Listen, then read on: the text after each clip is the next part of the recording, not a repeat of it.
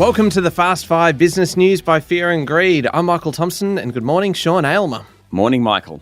And good morning, Adam Lang. Good morning, Michael. Now, in just 5 minutes, we are each going to put forward a big story about politics from the last year. And at the end of the 5 minutes, we're going to decide who has the best story, who wins. So let's jump into it. Adam, would you like to go first today? I would. And first, a personal message. Happy birthday to my mum, Putchi Lang. Yeah. In 2023, Australia's Voice referendum not only made history, but it also challenged temperaments and thinking. The Voice referendum sought to recognise Indigenous Australians in the nation's constitution and reaches deep into our shared history to bring better understanding to our collective goals. It wasn't just a vote. It was a national conversation that I don't think has yet reached a conclusion. Among the points, there is one that causes little debate. Referendums are hard to pass, and they are almost certainly doomed when they do not have bipartisan political support. Where we go with this topic from here is a really interesting question. It may take some time for cool heads and open hearts to broach the topic again. It's a really interesting one, The Voice, because there was so much debate about it. We held the referendum. It was roundly defeated. All states defeated it. Only the ACT actually voted in favour of it. And then it just went out of public discourse so quickly. It was such a debate we had, and then we lost. It'll be interesting to see where we go from here. That's right, Sean. I think it's going to take some courage and definitely some cool heads to bring it up again. Certainly, Prime Minister Albanese spent a lot of political capital on that one because he promised it on election night. He held the referendum. We haven't heard from him about it since. All right. Sean, what was your biggest political story of the year? Well, it's hard to go past all the different legislation that was passed. I mean, Parliament's set up to make laws that govern Australia, and there was plenty of new legislation during the year. There was the oddly named Fair Work Legislation Amendment Closing Loopholes Bill 2023, perhaps the biggest and most contentious bill of the year. Eventually, it was split in two. The part that passed this year, after almost 100 amendments, mostly to appease the crossbenchers, involved changes to labour hire and casual laws. One of the biggest profile legal changes this year followed a High Court decision making indefinite detention of migrants illegal. That caught the government off guard, and only after 4 former detainees were arrested could the government push through legislation to re-detain foreigners who pose a risk to community safety. We're still talking about that one at the moment.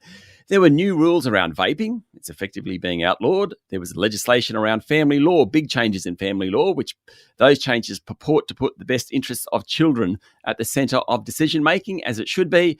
Plenty of other legislation on the environment, on privacy, on property, plus much more.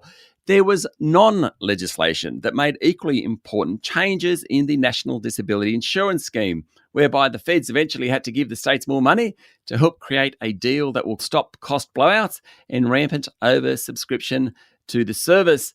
And one of the most important pieces of legislation for Australia didn't actually happen in Australia. It was the US Congress earlier this month passing legislation to allow for the sale of AUKUS nuclear submarines. A very, very busy year in politics, and all that legislation hopefully does work towards improving society.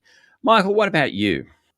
Look, I'm going to keep mine brief, Sean, but that does not mean that it's any less important as a political story for the year, because to me, Australia has played a very, very significant role on the world stage throughout 2023. All you need to do is look at kind of where the Prime Minister has gone and who he's met with across the past 12 months. The two biggest probably came within a couple of weeks of each other. In late October, Anthony Albanese was hosted in the US by President Joe Biden, including a state dinner. Very formal, very fancy, quite the honour. But then just a week or two later, he also visited China, becoming the first Prime Minister to visit since 2016. Very, very important for the smoothing of diplomatic and trade relations with our biggest trading partner. Hasn't stopped there. The Prime Minister's been to India. He's hosted the Indian leader here too. He went to the G7 summit in Japan, the NATO meeting in Europe, the APEC forum in San Francisco, the King's coronation in the UK, and a bunch of others. This is what they would call a non-exhaustive list because there were so many other things that he went to throughout the year.